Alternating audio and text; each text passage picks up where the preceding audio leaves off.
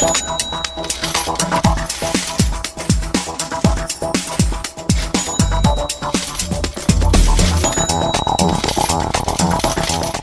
es momento de aportar, en este caso, datos económicos. Bueno, ¿y de qué manera lo vamos a hacer? Pues con nuestro experto en economía, Javier Martínez. Buenos días. Muy buenos días. Bueno, a mí, Javier, para aquellos que no lo sepan, hoy venía y me decía, es que es importante parar el fraude. Uh-huh. Y precisamente esto viene porque ha habido también noticia, ¿no?, por parte del Ministerio de Hacienda sobre pues ciertas normativas que van a cambiar en este 2023 precisamente para esto, para evitar que haya personas que vivan en nuestro país pero simulen vivir fuera. A mí esto me ha hecho mucha gracia. Sí, la verdad es que bueno, es la época del año en la que en 4 días vamos a empezar a hacer las rentas y estas cosas, y entonces nos recuerda Hacienda que Hacienda supervisa nuestras vidas, y vemos como siempre la pelea que hay siempre entre el Ministerio de Hacienda y los inspectores de Hacienda. Los inspectores de Hacienda dicen que las medidas son buenas que toma el Ministerio, pero no se llevan bien a cabo, mientras que el Ministerio dice lo contrario. Obviamente es la discusión de siempre. Pero sí que es cierto que es importante el tema del fraude.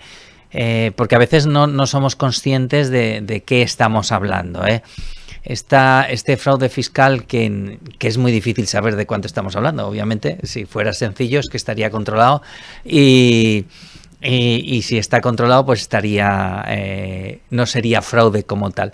Pero estas tasas de fraude en caso de España están alrededor del 17%. Uh-huh. ¿Qué significa eso? Bueno, pues que hay un 17% de economía que no tributa, es lo que denominamos economía sumergida. Uh-huh. ¿Esto nos afecta? Pues sí, mira, hay una relación o una expresión o un cálculo que hacemos muy a menudo, que es la presión fiscal, y los políticos se enzarzan mucho en discutir sobre si la presión fiscal, si el partido del gobierno dice que la presión fiscal en España es menor que en Europa, y el de la oposición al contrario. Cuando cambien seguirán manteniendo lo mismo, o sea, cada uno mantiene la postura de gobierno o de oposición, no hay mucho cambio más. Pero fíjate, yo les diría que hay un cálculo que es muy, muy razonable, y es la presión fiscal, es decir, lo que se recauda dividido en relación al PIB en común. Sí. En España es un 39,3%. Eso sería más o menos de lo que se recauda si fuéramos a ver cuánto pagamos de media en impuestos, un 39,3%. No quiero decir ni que sea mucho ni poco, no tiene importancia para lo que voy a decir. Pero fíjate, si a esa presión fiscal le descontamos ese 16,9%, ese 17% de fraude fiscal, es decir, quitamos a aquellos que no tributan, uh-huh, la presión fiscal de los que sí que tributan sube hasta el 47,3%, que eso es un dato que deberíamos hablar. Es decir, que toda esta economía sumergida no es algo que aquellos que tributan o tributamos lo podamos ver con desde el balcón, que lo veamos, pues este vecino mío no tributa lo que corresponde. Bueno, pues hay que tener en cuenta que al final nos afecta a todos, y esa presión fiscal, como te decía, de prácticamente el 40% llega a prácticamente el 50% si tenemos en cuenta esas bolsas. Ya, lo que pasa que sí que es cierto una cuestión, ¿no? Y es que normalmente, Javier, uno en una conversación no empieza a preguntar, oye, ¿tú en qué inviertes, ¿no? ¿Dónde tienes el domicilio fiscal? Quiero decir, si no es un ambiente empresarial o un ambiente donde estés hablando de negocios, realmente uno tampoco va buscando, ¿no? O queriendo conocer si está defraudando o no. No, pero fíjate, hablas,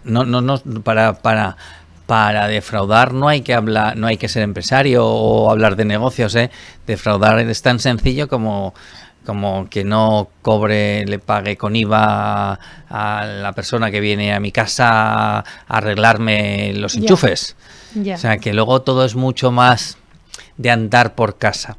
Y luego aquí en España lo tenemos como muy, muy asentado. Fíjate, hay un informe del Instituto de Estudios Económicos que perfeccionaba un informe que había publicado Europa, un organismo europeo, el AIPOL, que lo que venía a decir es que este 16,9% que tenemos nosotros comparaba con cómo estaba con el resto de Europa.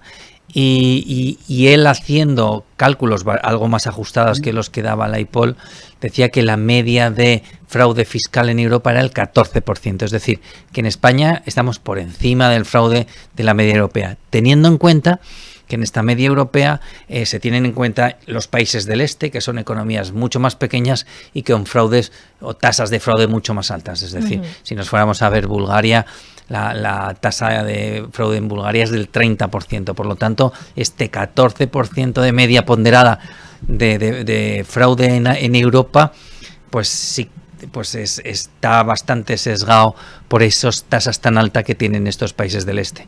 Si nos vamos, esto confirma que en España nuestra tasa de fraude es bastante alta. Si mirásemos otros países comparables, que siempre nos comparamos, como Portugal, Grecia o Italia, que son los países del Mediterráneo que más, bueno, Portugal no, pero que lo tenemos muy cercano, pues desde la pandemia la tasa de fraude que más ha crecido es la española.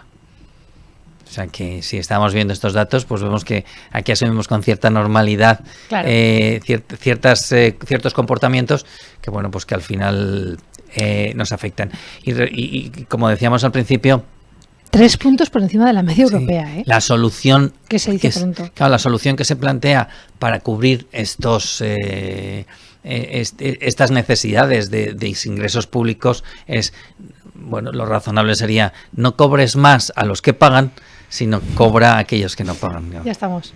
Claro. Claro, lo que pasa es que entiendo que esto es un pez que se muerde la cola, ¿no? Porque realmente tienen que pagar más los que defraudan, pero hay que pillarlos. Claro. Entonces... Claro, pero tenemos una de las cosas que vienen a decir los inspectores de Hacienda estos días es que en el mundo en el que ya prácticamente el dinero físico pues se utiliza poco, que los pagos con dinero en efectivo son unas cantidades mínimas y que además la mayoría de los movimientos económicos los hacemos a través del teléfono, del ordenador, compramos entradas de cine, reservamos el médico privado no sé qué, compramos pagamos los hoteles, es decir, y en este momento Hacienda, que tiene una capacidad de información tremenda, pues hombre, yo creo que hacer un esfuerzo en esa línea de conseguir incrementar la base que tributa en lugar de el porcentaje de aquellos que tributan, pues yo creo que sería una buena medida. ¿Qué te parece que, porque además es con lo que hoy hemos abierto el programa, Hacienda ponga el foco en falsas residencias y especialmente en el sector de la construcción? Yo no quiero ni muchísimo menos acusar a nadie, pero ¿por qué pone el foco en la construcción y no en otro tipo de sector? Pues no lo sé. Porque entiendo que son sectores que ellos ya han controlado, que hay una tasa de fraude razonable. Hace unos cuantos años, cuando se podían comprar viviendas pagando dinero en efectivo, pues parecía mucho más razonable que pusiese su foco en aquellos sectores en los que el movimiento económico podía ser en efectivo de manera importante, y eso hacía que pudiese, que no digo que tuviera que, pero que pudiese pues pasar paralelo a los cauces normales, visibilizados, visibles. En este momento en el que tampoco hay ninguna posibilidad de pagar una vivienda como nada, con una cantidad importante de dinero en efectivo, pues se me antoja algo más complicado.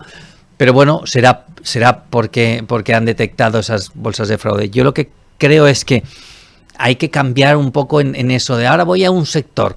Bueno, pues o está muy claro que ese sector es un foco de fraude importante y por lo tanto ya sabes algo y yo creo que hay que atacar, o si no, yo creo que tenemos que ir hacia situaciones o posiciones mucho más modernas, y hay que utilizar la inteligencia artificial, y hay que utilizar los sistemas electrónicos, informáticos de control. Yo creo que hacia ahí es donde tenemos que ir, que es una de las cosas que también se le está pidiendo al Ministerio de Hacienda. Bueno, se están poniendo las soluciones precisamente para evitar el fraude, por cerrar de una forma positiva también esta sección.